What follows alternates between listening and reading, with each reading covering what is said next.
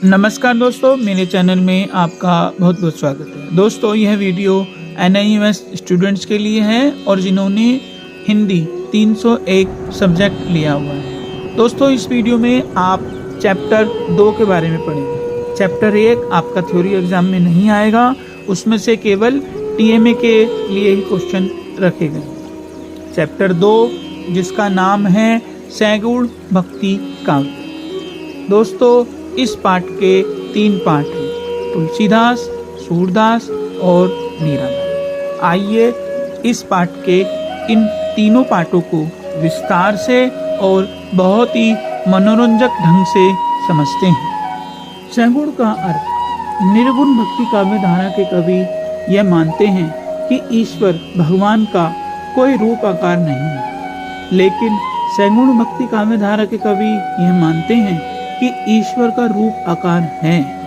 ईश्वर के गुणों का वर्णन करने वाली भक्ति काव्य धारा सैगुण भक्ति काव्य धारा है। इस भक्ति काव्य में ईश्वर के आकार रूप की लीलाओं का गायन हुआ है। यह काव्य धारा आगे 2 भागों में बट जाती है। एक कृष्ण भक्ति काव्य धारा, दूसरी राम भक्ति काव्य धारा। तुलसीदास राम भक्ति काव्य धारा के और सूरदास कृष्ण भक्ति धारा के प्रतिनिधि कवि हैं। आइए अब तुलसीदास के बारे में जानते हैं। महाकवि तुलसीदास ने अपनी प्रसिद्ध रचना रामचरितमानस में भगवान राम के पूरे जीवन को लिखा है। यह अवधी भाषा में है, चौपाई, दोहा, छंद में लिखा गया यह महाकाव्य है।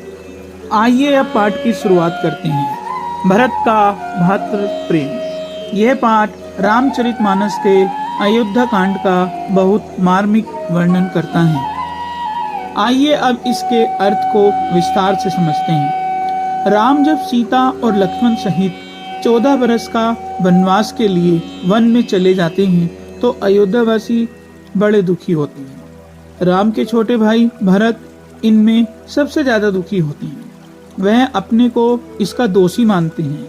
भरत अपने कुलगुरु वशिष्ठ और राजपरिवार सहित अयोध्या के कुछ नागरिकों के साथ राम को लौटाने के लिए चित्रकूट की ओर निकल पड़ते हैं। चित्रकूट में राम ने भरत के स्वभाव की बहुत प्रशंसा की है। चित्रकूट में सभा के समक्ष भरत जब बोलने के लिए तैयार हुए तो उनकी आंखों में आंसू बह चले। आंखों में आंसू लिए भरत कहते हैं, मैं अपने भाई राम के स्वभाव से बचपन से ही परिचित हूँ। मैंने उनको कभी भी अपराधी पर क्रोध करते नहीं देखा और मुझ पर तो उनकी विशेष कृपा दृष्टि रही है। बचपन में खेलते वक्त मैं कभी हार जाता तो वे मुझे जिता देते थे। मैंने तो बचपन से कभी उनका साथ नहीं छोड़ा और राम ने उनका मन कभी नहीं दुखाया है। मैं सदा राम के साथ रहा हूँ। अब मैं 14 साल इतनी लंबी अवधि के लिए उनका वियोग कैसे सह सकता हूँ। दूसरी बात में वे कहते हैं, राम ने कभी भी भरत का दिल नहीं दुखाया, अतः उनका विश्वास है कि राम उनके मन को नहीं तोड़ेंगे और उनके आग्रह पर वापस अयोध्या लौट चलेंगे। उनकी कृपा भरत पर होगी तो राम हारे हुए भरत को भी जिता देंगे। भरत आगे कहते हैं, मैंने प्रेम और संकोच के कारण उनके सामने कभी मुख नहीं खोला। शिष्टाचार की परंपरा यही रही है कि बड़ों के सामने उद्दंडता का व्यवहार नहीं किया जाता और बड़ों के सामने मुंह खोलना उनका अनादर है, जो भरत ने कभी नहीं किया। दूसरे प्रसंग में भरत का कथन अभी चल रहा है। उन्होंने राम की प्रीति का स्मरण किया और उन्हें लगा कि विधाता उनके और राम के बीच गहरे प्रेम भाव को सहन नहीं कर सका, इसलिए विधाता ने राम और भरत के बीच माता कैकेयी को उपस्थित कर मानो एक रुकावट डाल दी। यह कथन कहते ही तुरंत भरत को लगता है कि यह कथन उन्हें शोभा नहीं देता। एक पुत्र होने के नाते उन्हें मां की निंदा नहीं करनी चाहिए, पर स्थिति ऐसी आन पड़ी है। आगे वे कहते हैं, यदि माँ में ही दोष हो तो पुत्र में अच्छे गुण कैसे आएंगे। एक और कहावत है, बबूल के पेड़ पर आम कैसे लगेंगे। भरत कहते हैं, इसके लिए वह सपने में भी किसी को दोष नहीं देना चाहते। दोष तो बस केवल भरत के भाग्य का है। अपने को कोसते हुए भरत कहते हैं, मैंने अपने पापों का परिणाम जाने बिना ही माँ को बुरा भला कह दिया, उनके मन को चोट पहुंचाई है। अब मैं अपने अपराध की सजा ढूंढ ढूंढ कर हार गया हूँ, कोई मुझे इसका हल बताए। गुरु मेरे निकट बैठे हैं, भाई राम और भाभी सीता मेरे स्वामी हैं। मुझे विश्वास है इसका हल जो भी होगा अच्छा ही होगा। भरत अंत में कहते हैं, यहाँ पर सज्जनों की सभा बैठी है, गुरु वशिष्ठ और स्वामी राम बैठे हैं। यह स्थान चित्रकूट भी पवित्र तीर्थ स्थान बन गया है और जो मैं कह रहा हूँ उसके पीछे मेरा सात्विक भाव है। गुरु और स्वामी राम जानते हैं कि मेरी सारी बातें प्रेम से भरी हैं या छल से, झूठी हैं या सच्ची। सूरदास। कृष्ण भक्ति काव्य धारा में सूरदास का विशेष महत्व है। बाल कृष्ण के रूप सौंदर्य एवं बाल लीलाओं का वर्णन करने में सूरदास जी सर्वश्रेष्ठ हैं। पाठ के इस भाग में कृष्ण के बाल रूप का अलौकिक वर्णन है। इसमें सूरदास जी कहते हैं, श्री कृष्ण अभी बहुत छोटे हैं, घुटनों के बल ही चल पाते हैं। उनके एक हाथ में मक्खन है, शरीर धूल में लिपटा है। धूल भी उनके रूप सौंदर्य को बढ़ा रही है। उनके मुख पर दही लिपटा है, मानो मुख पर दही का लेप किया गया। उनके गाल सुंदर हैं, आंखें चंचल हैं, माथे पर सुगंधित तिलक है, बाल घुंघराले हैं। जब वे घुटनों के बल चलते हैं तो उनके बाल गालों को टच करते हैं तो ऐसा लगता है मानो कोई भंवरा फूलों से रस चूस रहा। कृष्ण के इस बाल रूप के दर्शन के अगर एक पल भी दर्शन किसी को हो जाए तो उसके लिए 100 साल का पूरा जीवन भी कुर्बान है। सूरदास जी कृष्ण के इस बाल रूप का बहुत अलौकिक वर्णन करते हैं। इस पद में सूरदास जी ने श्री कृष्ण के घुटनों के बल चलने के साथ साथ मक्खन, धूल, दही, गाल, बाल, तिलक आदि का बहुत सुंदर वर्णन किया है, जो अद्वितीय वर्णन है। मीराबाई भी श्री कृष्ण की अनन्य भक्ति। उनका कृष्ण के साथ भक्त और भगवान का रिश्ता नहीं था, उनका रिश्ता प्रेमी और प्रेमिका वाला था। इसी रिश्ते को आगे बढ़ाती हुई वर्णन करती हैं। वे अपनी सखी से कहती हैं कि हे सखी, मैंने श्री कृष्ण को खरीद लिया है, इसकी कीमत भी चुका दी है। उसके लिए मैंने अपना तन मन धन, लोक लाज, मान सम्मान सब देकर उन्हें खरीद लिया है।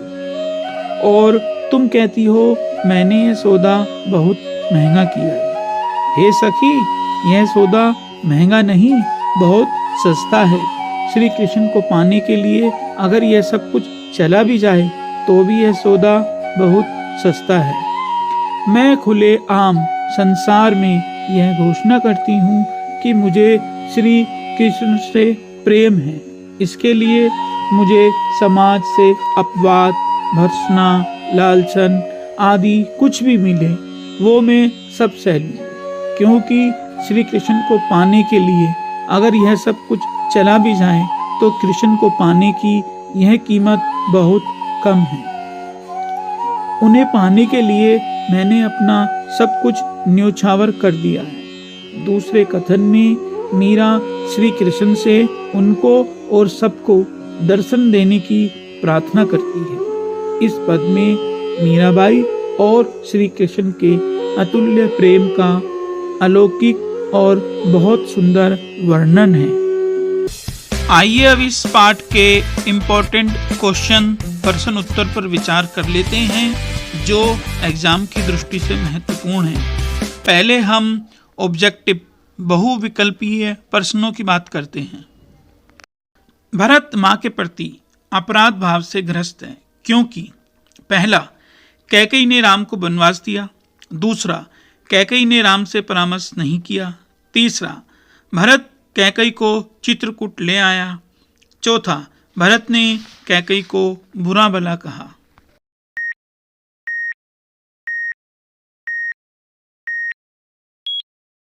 इसका सही आंसर है पहला, कैकेयी ने राम को वनवास दिया। भरत के अनुसार कौन सी विशेषता राम के स्वभाव की है? पहला, वह अपराधी पर क्रोध नहीं करते।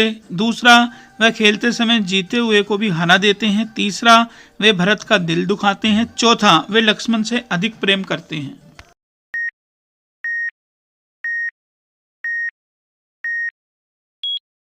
सही आंसर है पहला, वह अपराधी पर क्रोध नहीं करते। किसके नेत्र नीरज रूपी कहे गए हैं? पहला राम के, दूसरा वशिष्ठ के, तीसरा कैकेयी के या चौथा भरत के।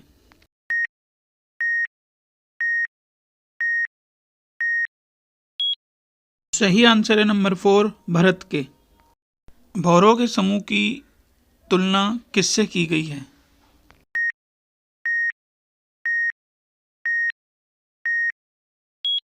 सही आंसर है तीसरा, केस। प्रस्तुत पद में कौन सा रस है?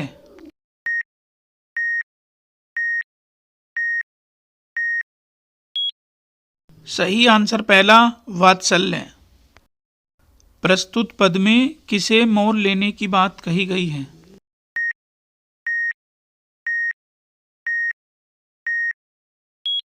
सही आंसर है पहला, कृष्ण को। मीरा श्री कृष्ण से दर्शन देने के लिए कहती है क्योंकि पहला, अब जैसा कृष्ण चाहते हैं वे वैसे ही रहती हैं। दूसरा, अब वे कृष्ण को मोल ले चुकी हैं। तीसरा, वे मंदिर में उनके दर्शन नहीं कर पाती। या चौथा, कृष्ण ने पिछले जन्म में उन्हें दर्शन देने का वचन दिया था।